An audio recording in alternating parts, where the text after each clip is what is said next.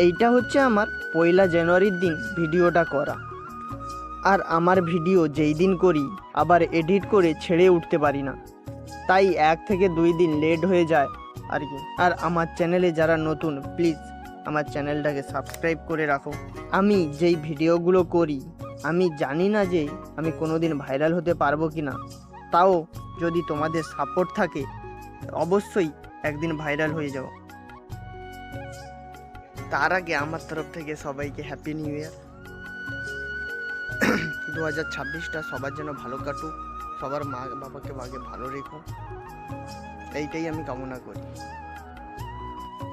তোমাদেরকে একটা জিনিস দেখাই, এত ঠান্ডা, এত কুয়াশার মধ্যে আমি সোয়েটার টুপি সব পরে আছি ঠান্ডা না লাগার জন্য, কিন্তু আমার ভাইয়ের অবস্থাটা দেখো, যদি দেখাতে পারতো। দেখা হচ্ছে তোমাদের সঙ্গে নেক্সট পার্টে, নেক্সট